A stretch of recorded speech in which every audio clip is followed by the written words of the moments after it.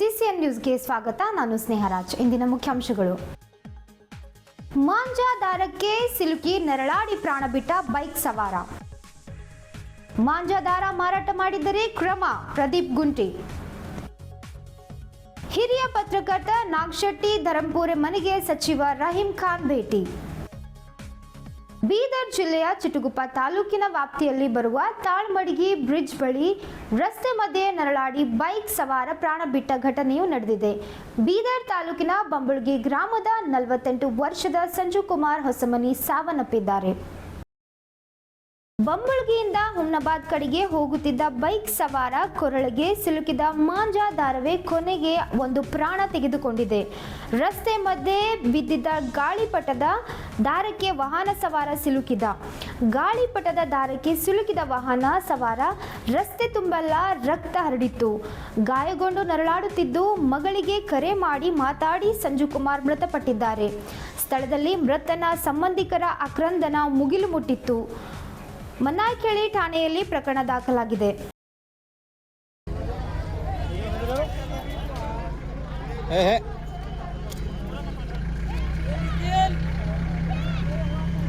ए भाई मोको रो भाई अंजे मोको नहीं सुमन मोको क्या मोको अंजे मोको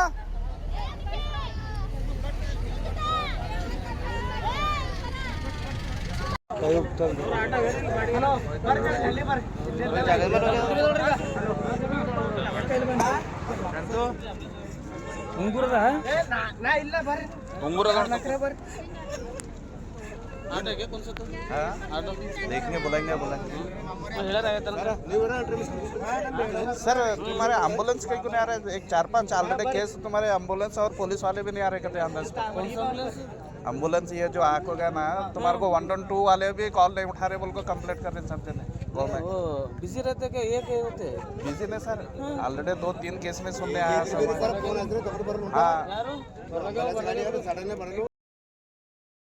ಬೈಕ್ನಲ್ಲಿ ತೆರಳುವಾಗ ಮಾಂಜಾ ದಾರ ಸಿಲುಕಿ ಸಂಜೀವ್ ಕುಮಾರ್ ಎಂಬಾತ ಮೃತಪಟ್ಟಿದ್ದಾನೆ.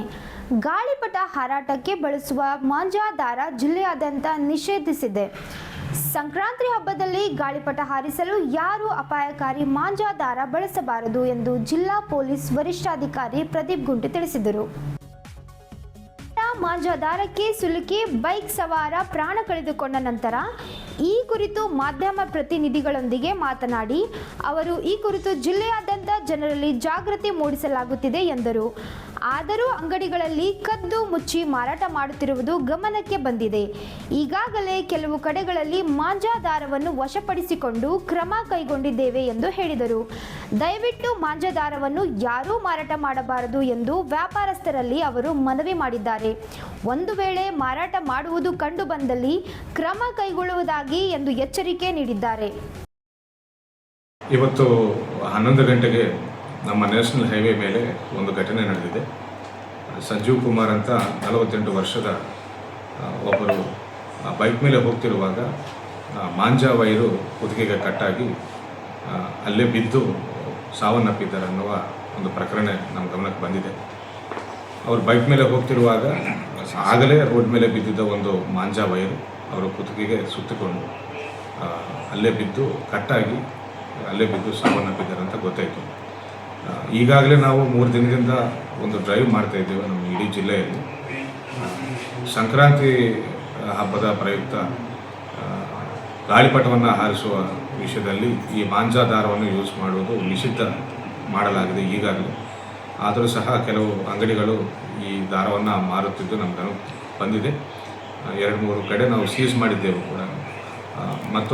ಮತ್ತೊಂದು ಸರಿ ಎಲ್ಲರಿಗೂ ನಾವು ಅಂಗಡಿಗಳಿಗೆ ಹೇಳುವುದೇನೆಂದರೆ ಈ ನಿಷಿದ್ಧ ಮಾಂಜಾ ದಾರವನ್ನು ಮಾರಾಟ ಮಾಡಿದ್ದಲ್ಲಿ ಅಥವಾ ಉಪಯೋಗಿಸಿದಲ್ಲಿ ಅವ್ರ ಮೇಲೆ ಕಠಿಣ ಕಾನೂನು ಕ್ರಮ ಜರುಗಿಸಲಾಗುವುದಂತ ನಾನು ಹೇಳ್ತೇನೆ. 48 ವರ್ಷ ಇವರು ಲಾರಿ ಕ್ಲೀನರ್ ಆಗಿ ಕೆಲಸ ಮಾಡ್ತಿದ್ದಾರೆ ಅಂತ ಗೊತ್ತಾಯಿತು. ಅವರು ಒಂದು ಹಾಸ್ಟೆಲ್ಗೆ ಹೋಗಿ ಮಕ್ಕಳನ್ನು ಕರೆಕ್ಟ್ ಮಾಡ್ಕೊಂಡು ಬರಬೇಕಂತ ಹೋಗ್ತಾ ಇದ್ದಾರೆ ಅಂತ ಗೊತ್ತಾಯಿತು. ಗಮನಕ್ಕೆ ಬಂದಿಲ್ಲ. ಇತ್ತೀಚೆಗಷ್ಟೇ ಹೃದಯಾಘಾತದಿಂದ ಮೃತಪಟ್ಟ ಹಿರಿಯ ಪತ್ರಕರ್ತ ನಾಗಶೆಟ್ಟಿ ಧರಂಪುರೆರವರ ಮನೆಗೆ ಪೌರಾಡಳಿತ ಹಾಗೂ ಹಜ್ ಸಚಿವ ರಹೀಂ ಖಾನ್ ಅವರು ಭೇಟಿ ನೀಡಿ ಕುಟುಂಬಸ್ಥರಿಗೆ ಸಾಂತ್ವನವನ್ನು ಹೇಳಿದ್ದಾರೆ. ಸದಾ ಕ್ರಿಯಾಶೀಲರಾಗಿ ಪ್ರತಿಯೊಂದು ಕಾರ್ಯಕ್ರಮಗಳ ಸುದ್ದಿ ಮಾಡುತ್ತಿದ್ದ ಧರಂಪುರೆ ಅವರ ಅಗಲಿಕೆ ಪತ್ರಿಕಾ ರಂಗಕ್ಕೆ ತುಂಬಲಾರದ ನಷ್ಟ ಎಂದರೂ ತಪ್ಪಾಗಲಾರದು.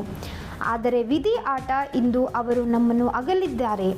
ಅವರ ಆತ್ಮಕ್ಕೆ ಭಗವಂತ ಶಾಂತಿ ನೀಡಲಿ ಎಂದು ಪ್ರಾರ್ಥಿಸಿದರು.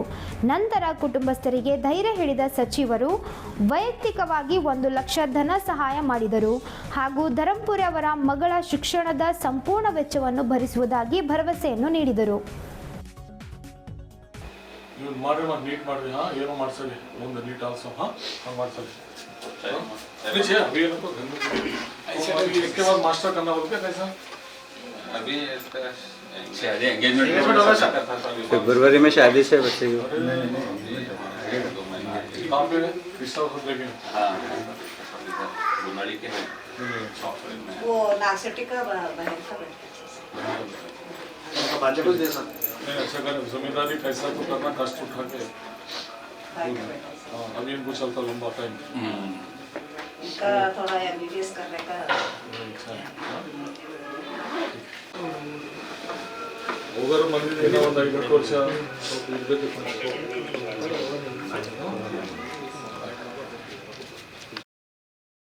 ಇಂದಿನ ವಾರ್ತಾ ಪ್ರಸಾರ ಮುಕ್ತಾಯವಾಯಿತು. ಮುಂದಿನ ವಾರ್ತೆಗಳೊಂದಿಗೆ ಮತ್ತೆ ಭೇಟಿಯಾಗೋಣ. ಧನ್ಯವಾದಗಳು.